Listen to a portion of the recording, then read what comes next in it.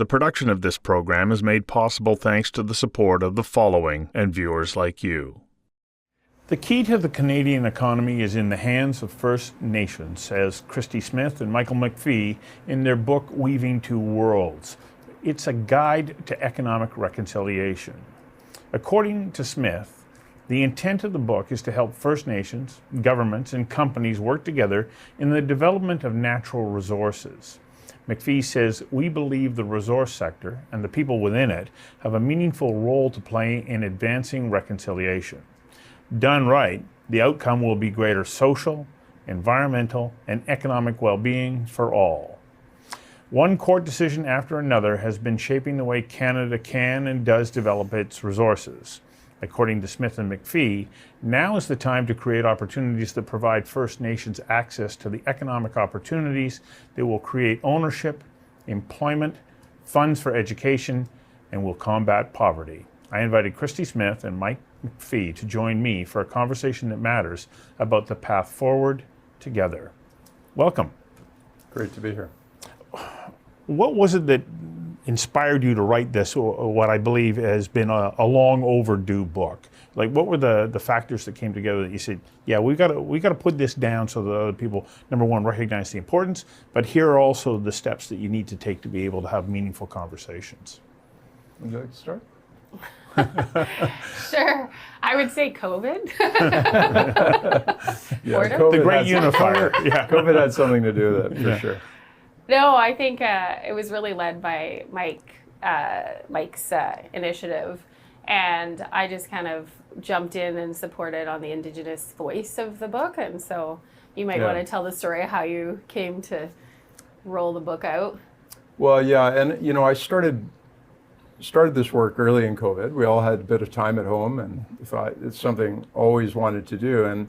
And I worked around the mining sector and the resource sector for about 25 years, and have, through personal experience and efforts over that time, recognized that you can't even begin to move in direction of developing resources without full participation of Indigenous peoples. And it's the right thing to do. It is the necessary thing to do, and the regulatory and court cases have all reinforced that idea. And as beginning to start telling those stories, I thought, well, Christy, who's been a friend and a professional colleague of mine for a number of years, and we're in partnership together in a company called Falkirk, we thought, well, what better way to do it than having a non-Indigenous, Indigenous voice talking about these issues, not one or the other, but doing it together, because at the end of the day, that's what makes it work. So, Christy, you brought forward your own life experience that leads you to the point where you are in helping to work with companies that, they're navigating the process of getting development permits and agreements with communities and so on. Why was it so important that you also made sure that you shared what your cultural path was to today? Yeah, I should, I guess, explain, we come from a very oral storytelling culture, and so to actually translate into a written form was super intimidating for me, I have to say.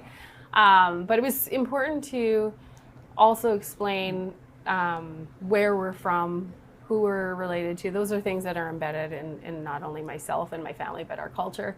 And be able to tell the story along the way. I think it makes more sense to have personal stories in a book like that, to share experiences, and so other people can feel like they're not alone.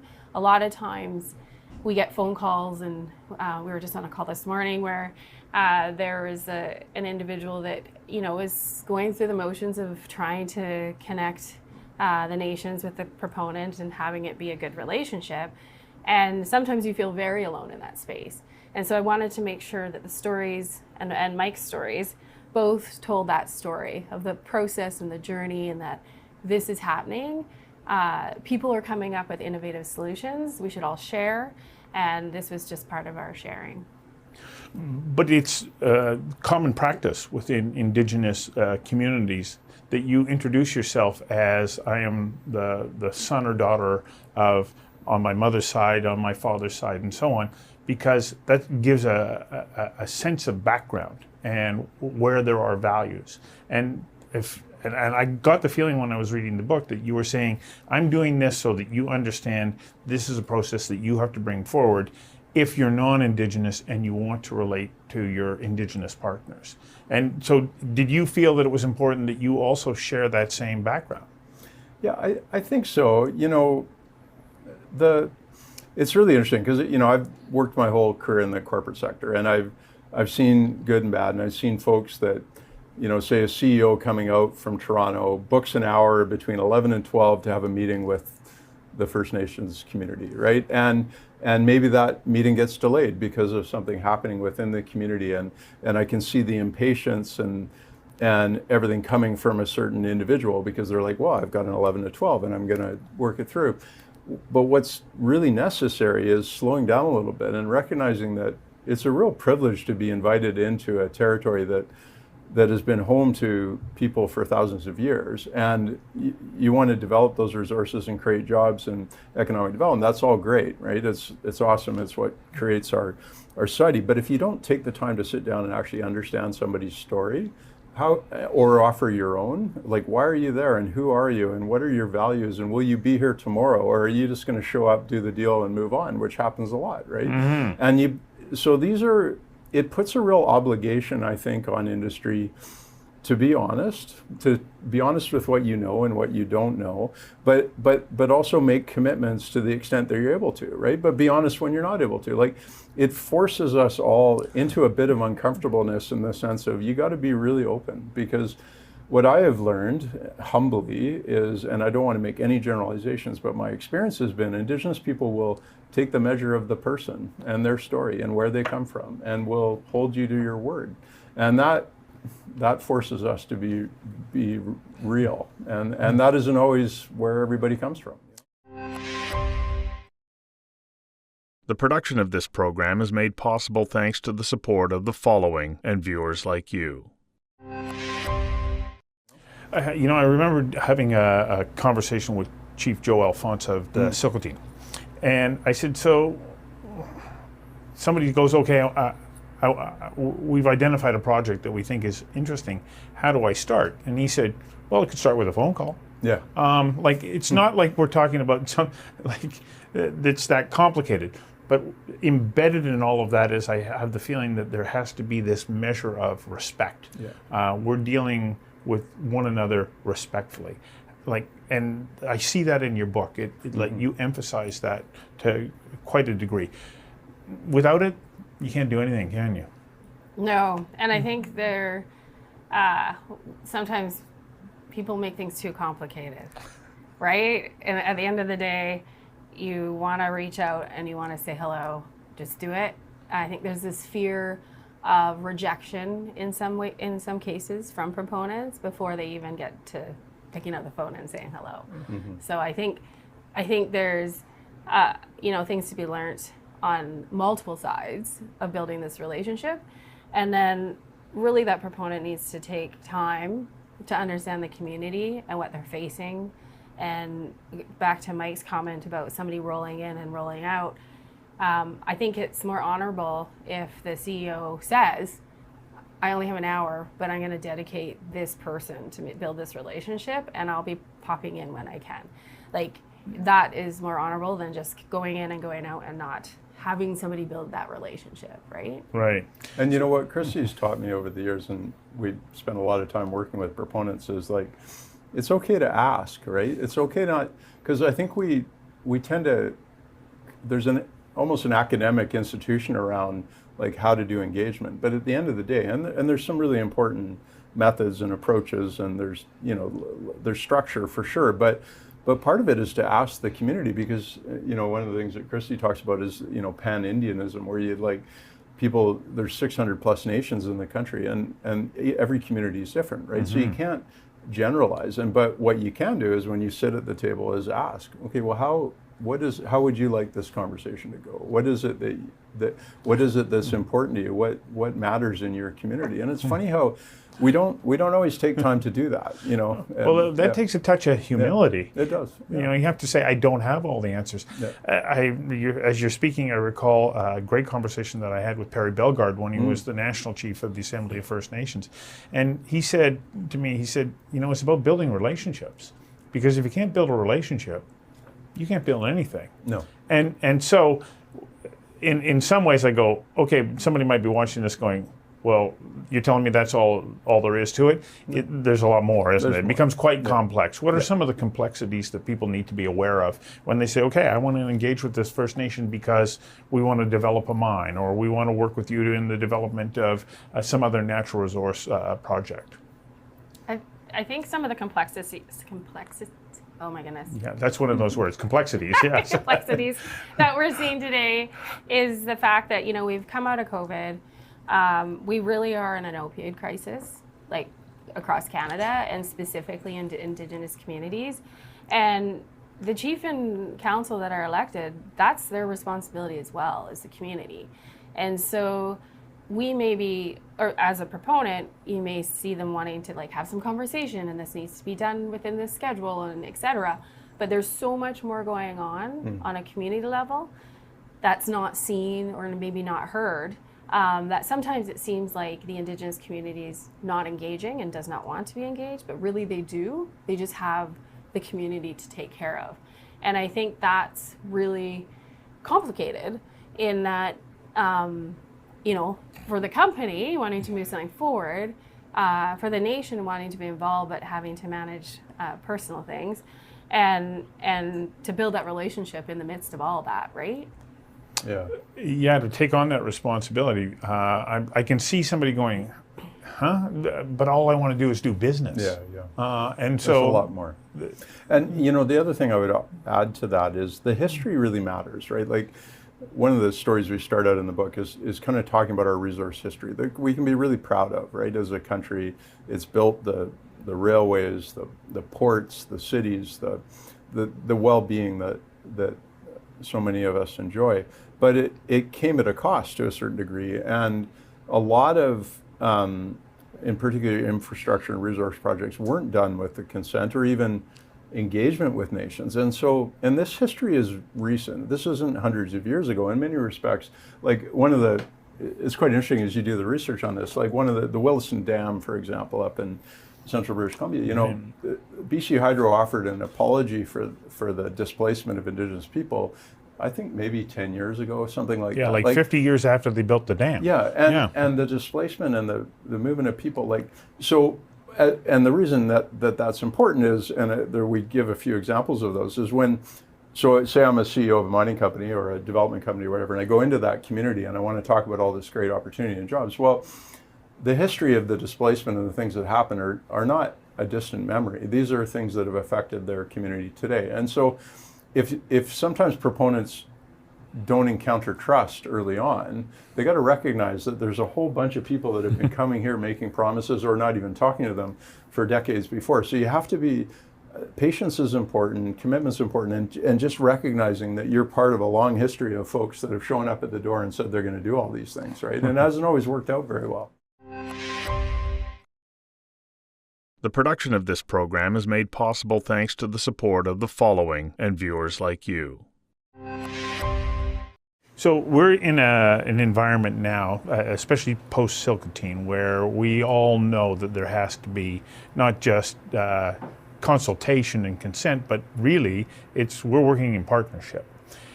For a number of First Nations, they're only just starting to enter into some of these complex kinds of agreements. How incumbent is it upon the companies that are coming there that they also help First Nations, you know, community councils and so on to develop the resources that the council needs so that they can be appropriately informed to negotiate the best possible deals?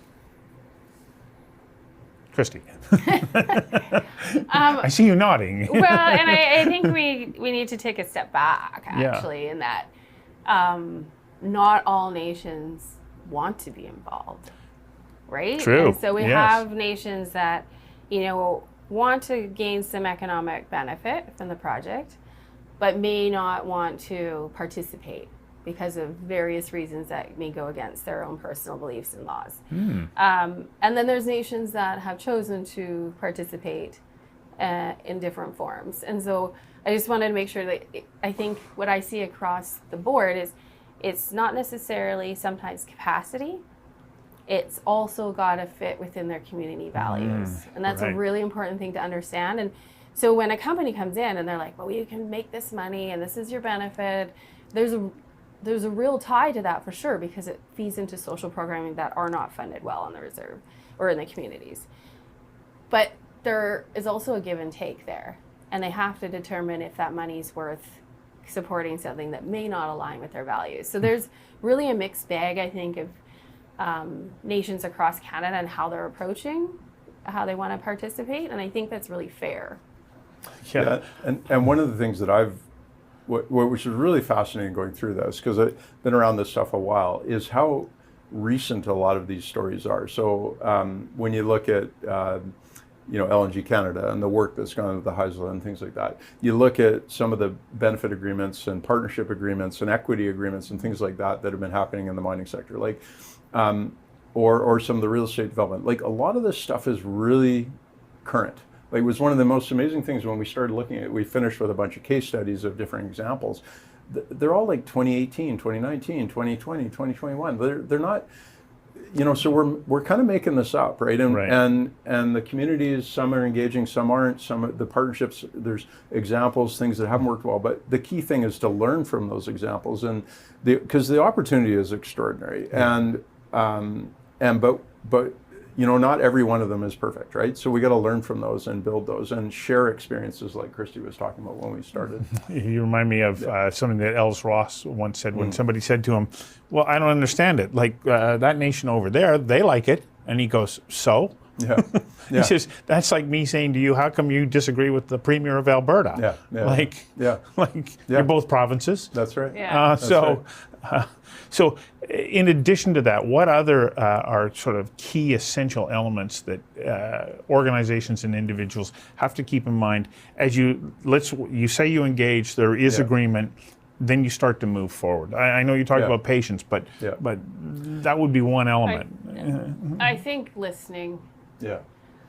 There's a technique to listen and actually really listen, and it's a really hard technique to actually train yourself in, because we're always listening to respond. I'm sure you do this because you're thinking of your next question and how that rolls. And but to genuinely listen and not have to respond and take it all in and learn from what you're being told and shared, the stories that you're being shared with, I think that is a key thing that people aren't naturally good at. I mean, even myself, I practice that on an ongoing basis because it requires practice, because we're so used to like knowing what to say next and how to respond and how you want to participate, or telling a story, how that relates to you, which isn't appropriate either. And so I think the listening element is fundamental, and that's the beginning of trust, which is key. And in the book, our first chapter,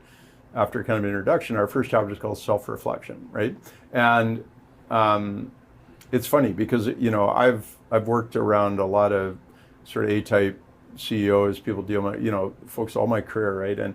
And you sit in a room with a board, and we've done this with some of the bigger corporations in the country and smaller companies as well. And you sit and you start talking about things like white privilege or inherent unconscious bias. Like, these are not things that are typically in that, until more recently, in that conversation, and not everybody's comfortable with it. And in fact, it took me a while as a like, whoa, what biases am I actually carrying into these conversations? But we all have them, right? And they're part of our growing up and our learning and examples that we've been shown. But the interesting thing is we see more Indigenous entrepreneurs, people that are lighting things on fire, young people, folks that are making difference in their, and people have more examples that they can look to. Maybe some of those negative biases that we have from previous experience, maybe those can start to chip away. But my reason for saying that is that part of the first point of this journey of reconciliation is recognizing your own personal biases, like sitting down and actually consciously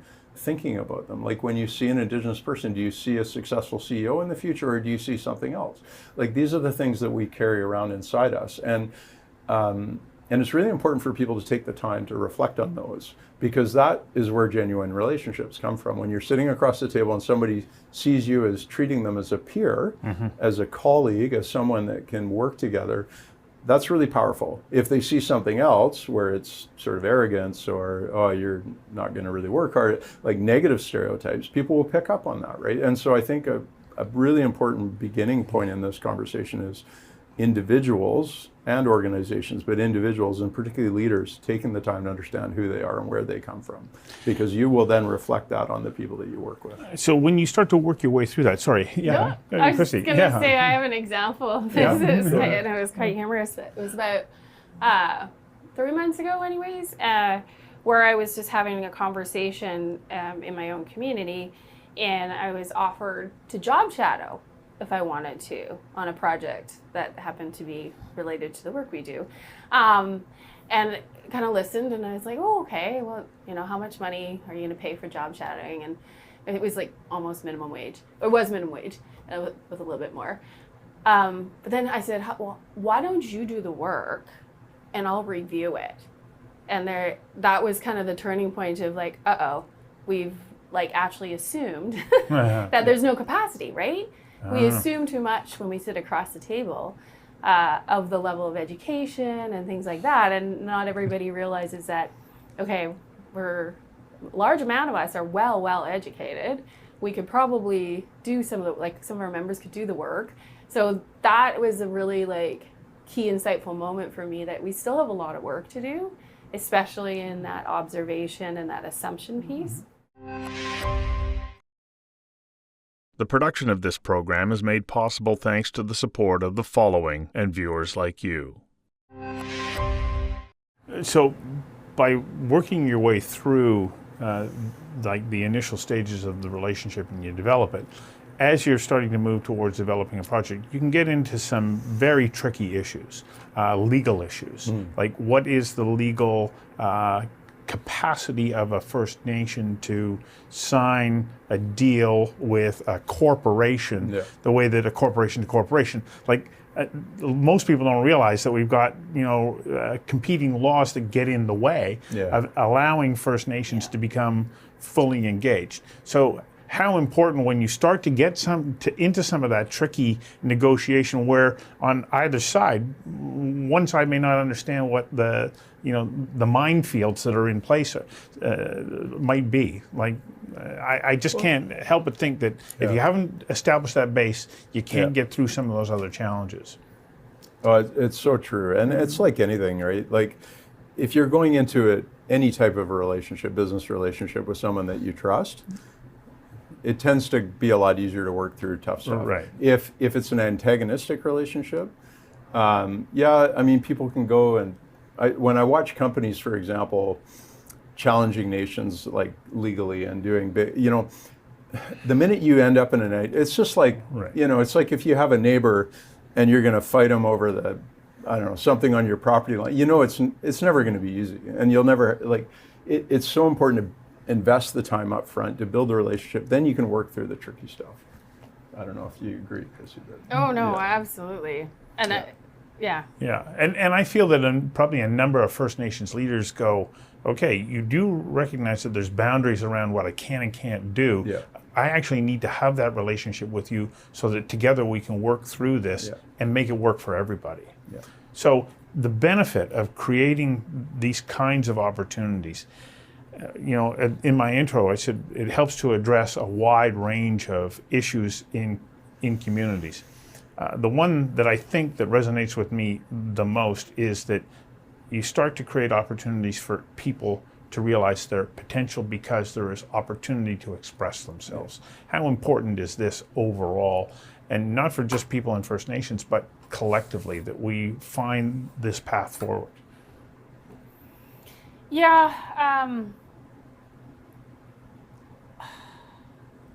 I think that one of the things I remember when you were opening that was resonating with me with the benefits that come into the community. I think sometimes there's still that assumption that the benefits are these are the benefits that the community wants.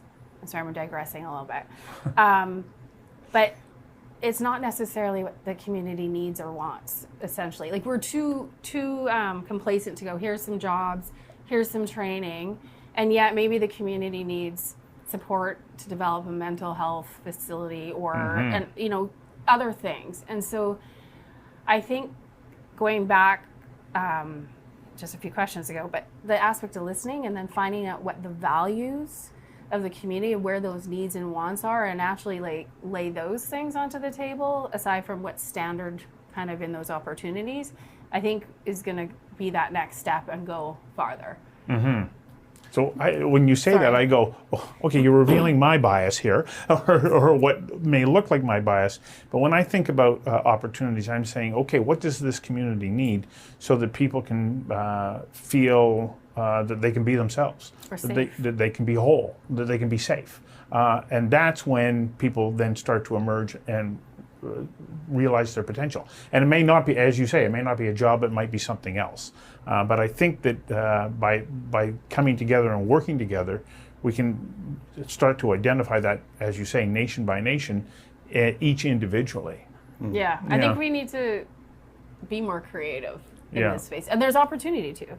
I mean, we're just sort of, like Mike said, I mean, when we started looking at case studies back in like 2020, 2019, it was a very different world. We could create an entire book on case studies of what has now gone really well over the last like 4 years. So I think we're going to start to see this creativity come out and innovative ways to make the agreements fit and not just have agreements in place. Yeah, and just a quick comment. You know, totally agree with what Christy's saying, and the reality is, if you're in the resource, and this is really for the leaders in the resource sector, if you're in the space in a way, and you want to develop a project in Canada or really anywhere else in the world, I mean, Indigenous issues it's a global thing. Right. It isn't just a Canadian thing, although it's very front and center for a lot of us.